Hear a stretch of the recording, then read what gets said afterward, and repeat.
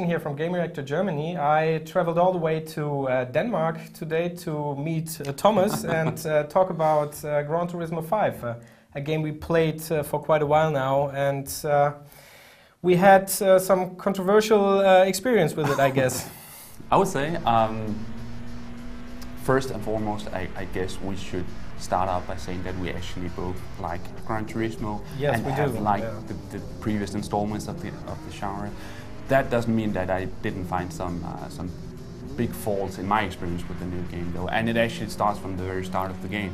It does. I mean, there has been a lot of ranting about this, but it actually takes ages for the game to start. Yeah, I mean, it literally takes almost an hour before you start playing your game, because you have to install it on your hard drive, and if you don't do it, you will have a very, very bad experience, because it takes ages to load all the tracks, even after the installation. And I actually like the feature that it's installing it. If you don't do the big install from the start, it actually installs small pieces of the game every time you go into a track.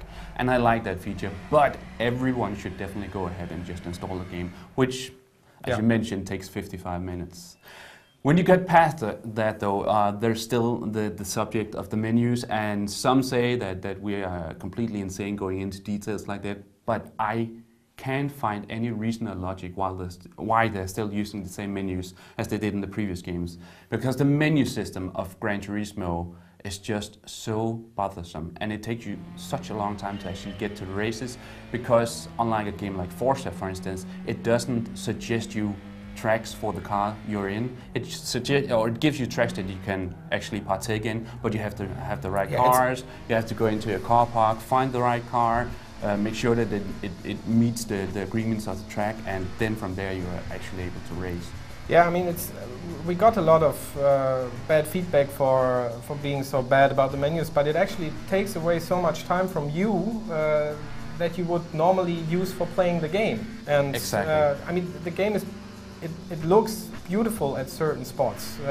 The premium cars are just awesome from my point of view. They look awesome from the outside, from the inside, but then they made the decision to have premium and standard cars. And honestly, I don't see any reason why you would do that. I mean, just aside from the fact to have more than 1,000 cars in the game, which is good, which sounds good, but if you have a difference between good-looking cars and not good-looking cars, doesn't make any sense to me. I don't see the reason. The worst thing about that subject to me is that it makes it seem like half a game to me, even though it's been in development to what, close to 5-6 years. Almost 6 years. Close to 6 years. It seems like half a game because they haven't had the time or the money or the resources or anything to actually use this feature in all of the cars in the game. And what really bothers me about this decision is that I play with the wheel, as Gran Turismo 5 should definitely be played. And I want to see it from the cockpit of the car, and I am not able to do that unless I choose some of the premium cars.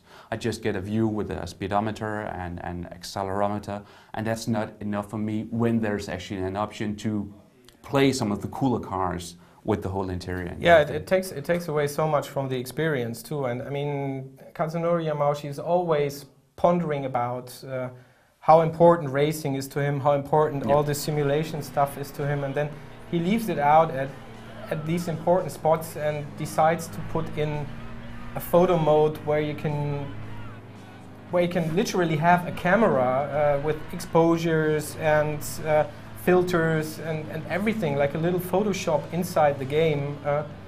And I mean, he spent resources on that. Why didn't he spend it on 50 more great cars? Exactly, yeah.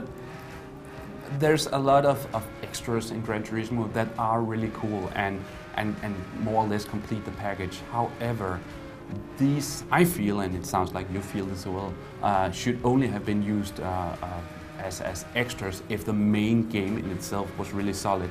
And that leads to one of my next criticisms of the game, the car physics. I might be completely wrong here, according to a lot of people, but I have been playing almost every car game and have actually also raced a little in real life. And for the first many hours of Gran Turismo 5, these cars in the game just feel like nothing else I've ever tried in a negative way. They're floating all over the tracks themselves, and I can't feel the car or the road they're driving on. This does improve later on in the game, where you actually get to unlock some of the cooler tracks and of course some of the better cars, and you begin using the time to actually customize them to your liking.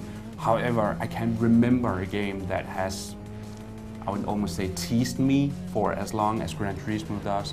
And when there are so many other really strong car games on the market, I don't like this decision at all. Yeah, that's actually a good point, because I mean, there's no denying the fact that you have to compare Gran Turismo to other car games. You have to compare it to Forza Motorsport 3. You have to compare it to Need for Speed Shift, and even GTR, because it describes itself as a simulation, I think. Yeah, true in a way. But I mean, if you compare it to the two I just said, you don't get the idea or the feeling that it actually tops them. No. It's not on a visual level, not on a level in terms of car physics, handling.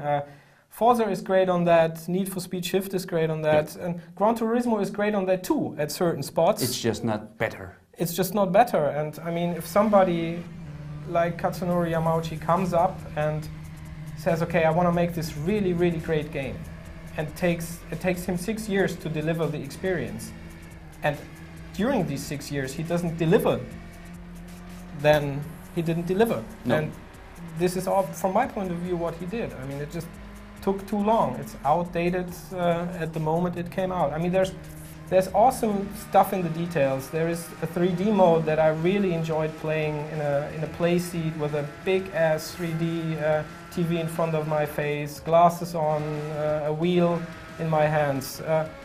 But I mean, who does that? Yeah, true. Almost nobody. And all the fans out there, they're most likely the people who invested some 200, 300 euros, dollars, whatever, in a wheel, and they don't even have a play seat. Yeah, it's I completely agree.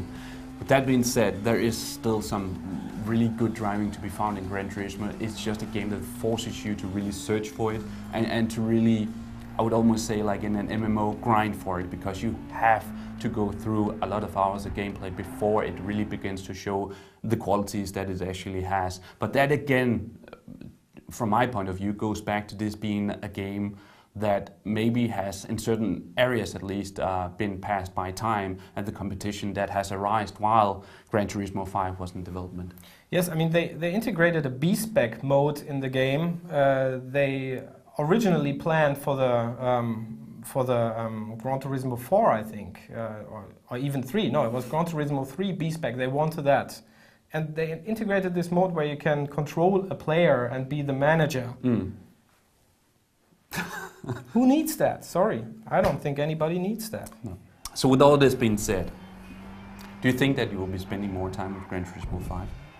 I think personally I end up doing that because I'm a fan of the series. I enjoy putting myself through all the licenses, doing all the tests, just to be able to get to the better cars. But I'm not too sure if everybody else will do that. Probably. I mean, the game's gonna sell, no doubt about that. It's a very great and important game. Yeah. I think I will be using a lot more hours on it actually, because I finally reached a point, I think, where I can do almost everything I like with the game. That being said, though, this is not the game that's definitely gonna rob the time I still use on Forza 3 or on the new F1 game or even on Shift, and that wasn't really what I was expecting. I was expecting this to just be the game to completely grab every spare minute I have in the day. Mm. Yeah, that's not going to be happening with me either. But I believe it's still in the end a good reason for racing fans to pick up a PS3 if they haven't done that. But if they don't do it, they probably don't lose their life in the end.